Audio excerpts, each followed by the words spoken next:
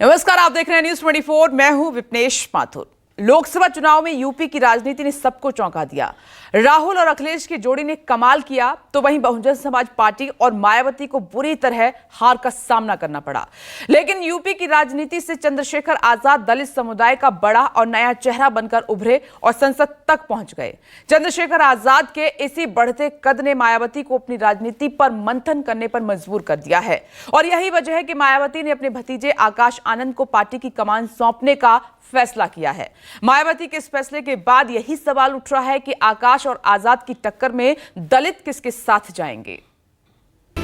18वीं लोकसभा चुनाव के नतीजों ने यूपी में जबरदस्त उथल-पुथल मचाई और 24 लोकसभा चुनाव के बाद ये दो तस्वीरें निकलकर सामने आई। यूपी की 80 लोकसभा सीटों के नतीजों के बाद बीजेपी को नुकसान और इंडिया गठबंधन को फायदे का कैलकुलेशन सामने आया। लेकिन यूपी के दलित समुदाय का चेहरा माने जाने वाले बीएसपी का सुपड़ा साफ हो गया और दलित वोट बैंक ने मायावती को दरकिनार करके चंद्रशेखर रावल के चेहरे को चुन लिया। आकाश आनंद को बसपा प्रमुख मायावती ने एक बार फिर बहुजन समाज पार्टी का नेशनल कोऑर्डिनेटर बना दिया है। साथ ही साथ मायावती ने एक बार फिर आकाश आनंद को अपना राजनीतिक उत्तराधिकारी भी घोषित कर दिया है। ठीक 47 दिन पहले मायावती ने आकाश आनंद को इमेच्योर बताते हुए उन्हें पार्टी के सभी पदों से हटा दिया था। लेकिन मायावती के इस फैसले से मायावती की राजनीति को समझने की कोशिश की जा सकती है, खास तौर पर मौजूदा परिदृश्य में उनकी राजनीति और राजनीतिक मजबूरियों को भी। मायावती की तरफ से दोबारा आकाश आनंद को बीएसपी के कमान सौंपने के पीछे की अहम वजह है नगीना से निर्दलीय जीतकर संसद पहुंचे चंद्रशेखर आजाद।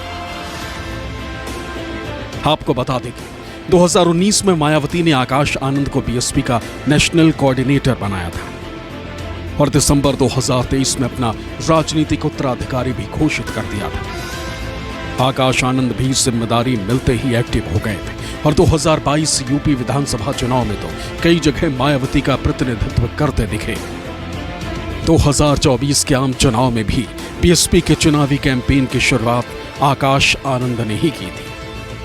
और सबसे बड़ी बात यह थी कि आकाश आनंद के कैंपेन की शुरुआत नगीना संसदीय क्षेत्र से हुई थी। नगीना लोकसभा सीट से भीम आर्मी वाले चंद्रशेखर आजाद चुनावी मैदान में थे और आकाश आनंद के निशाने पर भी। नगीना में आकाश आनंद ने चंद्रशेखर आजाद का नाम तो नहीं लिया, लेकिन हर तरह से घेरने की हर संभव कोशिश की। आकाश आनंद ने चंद्रशेखर पर लोगों को गुमराह करने और इंडिया अलायंस में घुसने की कोशिश का आरोप तक लगाया। लेकिन नगीना में आकाश आनंद ने बेशक भीड़ जुटाई, लेकिन लोगों ने चंद्रशेखर आजाद को चुनकर संसद भेजा। हाल के लोकसभा चुनाव में बीएसपी 0 तक पहुंची, तो वहीं चंद्रशेखर आजाद उर्फ रावण दलित चेहरा बनकर अपने दम पर चुनाव जीतकर संसद पहुंचे। उनके साथ भी युवा जुड़ रहे। ऐसे में बीएसपी को यह भी लग रहा है कि कहीं चंद्रशेखर बीएसपी का विकल्प न बन जाए, कहीं बीएसपी का कोर युवा वोट चंद्रशेखर के साथ न जाए। इसलिए आकाश को फिर से उतारा गया है। हालांकि मायावती के इस फैसले को चंद्रशेखर आजाद ने पार्टी का फैसला बताते हुए आकाश आनंद को शुभकामनाएं दी। आप चुनकर आए हैं, बीएसपी का कोई भी सांसद चुन करके नहीं आया, जो कि आपसे कितनी मजबूत पार्टी है, पूरे देश में है। आप उस आंदोलन के कमजोर होने की वजह? मैं कुछ नहीं कहना चाहूँगा। मैं समझूंगा उनको ही आत्मचिंतन करने की जरूरत है, और क्योंकि उनका दल है, वो जिस तरह चलाना चाहते हैं, उनकी सहमति है। मेरी तो मंगल कामना है उनके लिए। पता लगा कि बहन जी ने अब जो है लगभग रिटायरमेंट ले लिया है, तो मैं उनके अच्छे स्वास्थ्य के लिए भी मंगल कामनाएं करता हूँ। साथ ही साथ आप आकाश आनंद के लिए भी कुछ कहेंगे, क्योंकि अगर उन्होंने रिटायरमेंट लिया है तो आकाश फिर से एक बार चुन लिए गए हैं उत्तराधिकारी के तौर पर। आकाश मेरे छोटे भाई हैं, उनके लिए मंगल कामना। उत्तर प्रदेश में मायावती का ग्राफ लगातार गिरा है। 2014 के लोकसभा चुनाव में 0 पर थी, 10 साल बाद फिर 0 पे आ गई। आकाश आनंद को बीच चुनाव के दौरान पार्टी के सभी पदों से मुक्त कर देना, एकदम से घर बैठा देना, उनको इमेच्योर कहना, और फिर चुनाव खत्म होते ही उनको मैच्योर बताना, एक कोशिश उन्होंने फिर से की है। दोबारा अपनी पार्टी के पैर जमाने की। सहारनपुर हिंसा के बाद मायावती ने चंद्रशेखर को ये कहते हुए अपनी तरफ से ऑफर दिया था कि ऐसे युवा अगर बीएसपी के साथ आ जाते तो पार्टी उनको राजनीतिक संरक्षण देगी। लेकिन तब अलग ही जोश से लबालब चंद्रशेखर ने मायावती की बातों की तरफ बिल्कुल भी ध्यान नहीं दिया। मायावती की याद तब आई जब वो 16 महीने बाद जेल से छूट कर आए। सितंबर 2018 में जेल से छूटने के बाद जब चंद्रशेखर से मायावती के बारे में पूछा गया तो उनका कहना था कि मायावती परिवार की सदस्य है, मेरी बुआ है, मैं उनका भतीजा हूं, हमारा उनका पारिवारिक रिश्ता है। हालांकि मायावती ने चंद्रशेखर के इस बात का तुरंत खंडन करते हुए बीएसपी और भीम आर्मी के बीच किसी भी राजनीतिक समझौते की आशंकाओं को दरकिनार कर दिया था।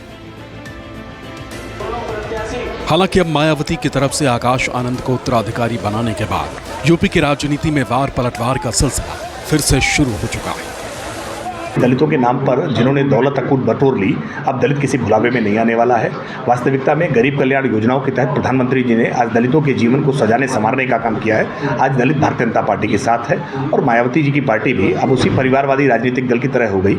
उनको अपनी पार्टी के भीतर कोई दूसरा दलित नहीं मिल रहा है उत्तराधिकारी बनाने के लिए। परिवार के भीतर से ही वो अपना उत्तराधिकार तलाश पा रही है। ये कोई रास्ता ही नहीं है, लोकतंत्र है और लोकतंत्र में इस तरह की बातें जनता स्वीकार नहीं करती। बसपा सुप्रीमो मायावती जी उत्तर प्रदेश की 4 बार से ज़्यादा मुख्यमंत्री रही हैं और उनका ही जनाधार है। अब उन्होंने अपने भतीजे को राष्ट्रीय संयोजक बनाया है, उनकी पार्टी की बात हो सकती है। लेकिन जो पिछले दिनों दलितों पे जो उत्पीड़न की घटनाएं हुई उन पर मायावती जी व उनकी पार्टी का कोई नेता ना गया, वो सब नदारद रहे। जितनी भी दलितों पे उत्पीड़न की घटनाएं सामने आई, कांग्रेस पार्टी लड़ती हुई नजर आई। आज की डेट में दलितों के हक और हुकूक की अगर कोई लड़ाई लड़ रहा है वो हमारा नेता राहुल गांधी है। उत्तर प्रदेश की राजनीति में पहली बार ऐसा हुआ है कि 2 सामान्य सीटों पर माननीय अखिलेश यादव जी ने पीडीए अवधारणा के तहत कि दलित वर्ग का राजनीतिक भागीदारी बढ़े, इसके लिए उन्होंने अयोध्या से और आपने देखा होगा कि मेरठ से 2 सामान्य सीटों पर दलित वर्ग के प्रत्याशियों को उतारा गया। हर गांव में, मोहल्लों में, शहरों में, नगरों में सबसे बढ़ चढ़ के दलित भाइयों ने हमारा साथ दिया है और वो पता चल गया है उनको कि उनके सच में उनके दुश्वारियों का, तकलीफ़ों का अगर किसी अवधारणा से, किसी विचारधारा से, सिद्धांत से निदान होगा तो वो साफ और संवेदनशील नेतृत्व माननीय अखिलेश यादव जी का है। लोकसभा चुनावों के बाद बीएसपी बेशक हाशिए पर खड़ी नजर आ रही हो, लेकिन बीएसपी में आकाश आनंद की वापसी ने राजनीतिक हवा का रुख जरूर बदला है। साथ ही अब दलित समुदाय के सामने चंद्रशेखर आजाद के तौर पर एक नया नेता भी है। ऐसे में आकाश आनंद और चंद्रशेखर आजाद के बीच तुलना की जाए तो आकाश आनंद और चंद्रशेखर आजाद दोनों युवा चेहरा हैं। आकाश आनंद और चंद्रशेखर आजाद दोनों ही दलित वोट बैंक की राजनीति करते हैं, लेकिन आकाश आनंद के साथ बीएसपी की ताकत है तो वहीं चंद्रशेखर आजाद अपने दम पर संसद पहुंचे। आकाश आनंद चुनावों के वक्त जनता के बीच नजर आए, लेकिन चंद्रशेखर आजाद दलित उत्थान की लड़ाई लड़ते दिखे। आकाश आनंद अपरिपक्व छवि वाले नेता हैं, लेकिन चंद्रशेखर आजाद ने नगीना सीट जीतकर खुद को साबित कर दिया है। चुनाव में उतरे चंद्रशेखर आजाद ने आजाद समाज पार्टी कांशीराम नाम से पार्टी बनाई। कांशीराम के नाम के साथ चंद्रशेखर ने न सिर्फ मायावती और बीएसपी को सीधा चैलेंज दिया, बल्कि नगीना सीट पर बड़ी जीत भी दर्ज की। हालांकि राजनीतिक जानकार मानते हैं कि भले ही चंद्रशेखर आजाद अपने दम पर दलित राजनीति का नया चेहरा बनकर उभरे हों, लेकिन बीएसपी और मायावती को चुनौती देना अब भी चंद्रशेखर आजाद के लिए आसान नहीं है।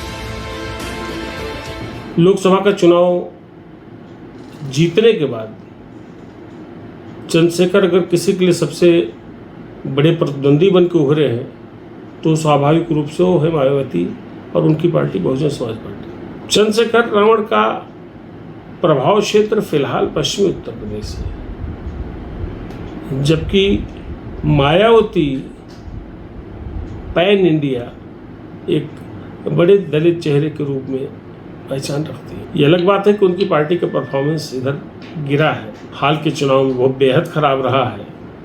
उसके बावजूद मायावती का राजनीतिक कद एकदम से कम करके नहीं आंका जा सकता। अभी चंद्रशेखर रावण का कद राजनीतिक रूप से मायावती से ऊपर नहीं मानता। लोकसभा नतीजों से जुड़े आंकड़ों के मुताबिक मायावती की पार्टी बीएसपी उत्तर प्रदेश में सिर्फ 1 वोट कटवा पार्टी बनकर रह गई। राज्य के 80 लोकसभा सीटों में से उसे 1 सीट तक नसीब नहीं हुई। 24 के चुनाव में एनडीए गठबंधन को 36, इंडिया गठबंधन को 43 सीटें मिली, जबकि 1 सीट नगीना लोकसभा सीट से चंद्रशेखर आजाद ने जीत दर्ज की, जबकि बीएसपी का खाता खाली रहा। मैं उनकी आवाज़ हूँ जिनको इंसान भी नहीं माना गया है, जिनको जानवर मान के उनको तमाम तरह सामाजिक आधार पर, आर्थिक आधार पर कुचला गया। मैं उनकी आवाज़ हूँ और मैं विश्वास दिलाता हूँ कि जब तक चंद्रशेखर पार्लियामेंट में है, हर जुल्म जाति के खिलाफ आवाज़ उठेगी। और मैं स्पष्ट हूँ कि हमें जिन लोगों ने भेजा है उन लोगों की आवाज़ उठाना हमारी जिम्मेदारी है, तो हम उसको पूर्ण रूप से निभाएंगे, चाहे वो नौजवान हो, चाहे किसान हो, महिलाएं हो या वंचित वर्ग का कोई भी तबका हो। बसपा का साल 2009 के बाद किला लगातार दरकता चला गया और 2024 का चुनाव आते आते वो पहले और दूसरे स्थान से तीसरे स्थान पर पहुंच गई। यहां तक कि इस बार तो जमानत तक नहीं बचा पाई। वहीं सपा कांग्रेस एक पायदान ऊपर आ गई। चुनाव दर चुनाव बीएसपी के घटते जनाधार के आंकड़ों की बात करें तो 2009 के चुनाव में वोट प्रतिशत 27.42% रहा, सीटें 20 जीत पाई।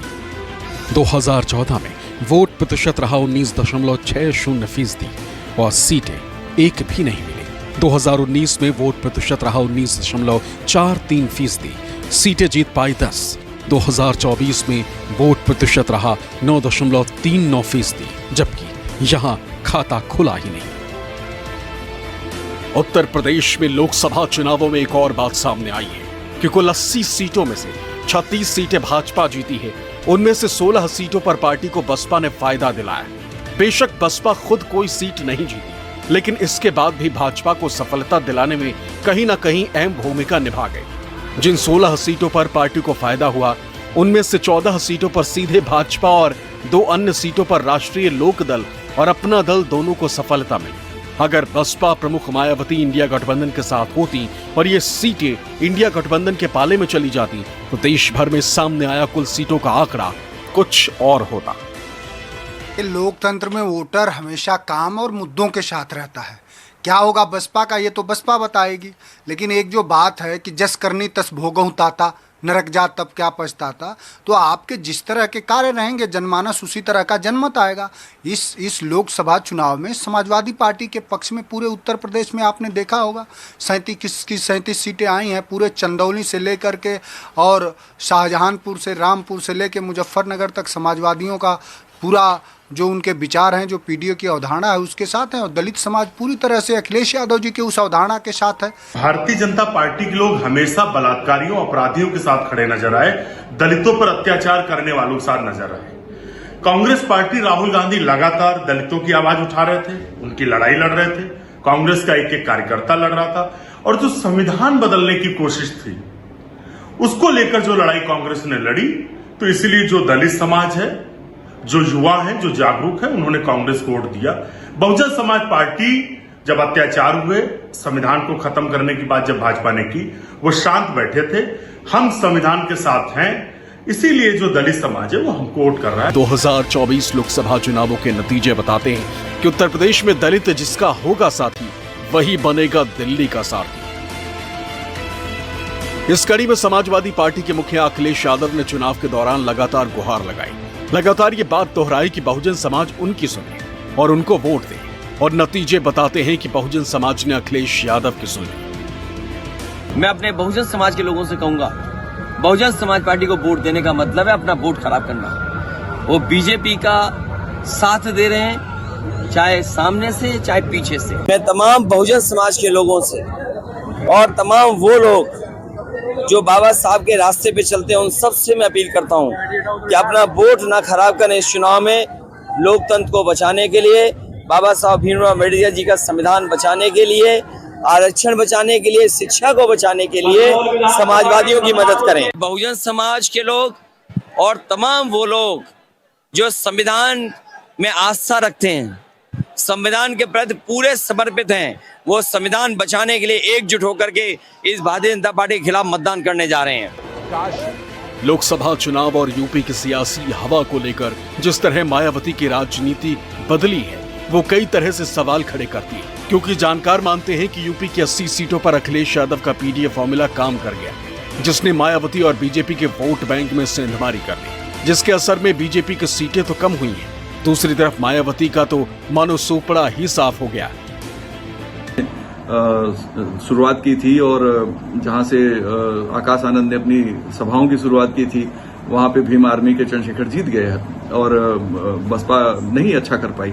तो मुझे लगता है कि बसपा को एक रीथिंकिंग करनी पड़ेगी, और चूंकि पिछले 10 सालों में बसपा के तमाम बड़े नेता पार्टी छोड़ के जा चुके हैं, मायावती जी की जो सक्रियता है वो उस तरह की अब नहीं है, उनकी ऑर्गेनाइजेशन में जो लोग हैं इतने कॉम्पिटेंट नहीं हैं, तो कई समस्याओं से गुजर रही है बसपा। मुझे लगता है कि अगर वो लीडरशिप में कुछ जैसा आकाश आनंद वगैरह को आगे करके कुछ करना चाहती है, नए लोगों को जोड़कर कुछ ठोस रणनीति बना के काम करेंगे, तो मुझे लगता है भविष्य में पार्टी की स्थिति बेहतर हो सकती है। लोकसभा चुनाव के नतीजे मायावती और बहुजन समाज पार्टी के लिए बेहद निराशाजनक रहे। बीएसपी देश भर में लोकसभा की एक भी सीट नहीं जीत पाई। वहीं मायावती के लिए एक और खतरे की घंटी बज गई। दलित राजनीति में एक विकल्प भी इस चुनाव में सामने आ गया। पश्चिमी यूपी के नगीना सीट से 1,51,000 से ज्यादा वोट से जीते युवा दलित नेता चंद्रशेखर आजाद रावण अब मायावती के विकल्प के रूप में देखे जा रहे हैं। ये वोट बैंक कितना अहम है, इस बात का अंदाजा इस बात से ही लगाया जा सकता है कि 1995 में इसी के बलबूते ही मायावती ने हाथी पर सवार होकर लखनऊ की सत्ता तक का सफर तय किया, और उसके बाद 2002 और 2007 में भी उनके दलित वोट बैंक ने उनको जीत दिलाई। इसलिए एक बार फिर जब बात उत्तर प्रदेश की लोकसभा की 80 सीटों की आई, तो जनता ने मायावती और उनकी पार्टी को सिरे से नकार दिया। यूपी की सियासत का एक सच और भी, दलित आबादी एक मुश्त भी किसी दल के पास आ जाए तो भी चुनाव जितवाने की ताकत नहीं रखती। यही वजह है कि मायावती को भी बहुजन समाज के फॉर्मूले को छोड़ सर्वजन के फॉर्मूले पर आना पड़ा, और यही फॉर्मूला बीजेपी का भी रहा। लेकिन अब टक्कर उपचुनाव और विधानसभा चुनावों की है। दलितों के दिल में बने रहने के लिए मायावती ने अपने भतीजे आकाश पर फिर भरोसा जताया है, और चंद्रशेखर के चैलेंज से बीएसपी कैसे निपटेगी, इस पर भी आने वाले चुनावों पर सबकी नजर होगी। लखनऊ से अशोक तिवारी के साथ ब्यूरो रिपोर्ट, न्यूज़ 24।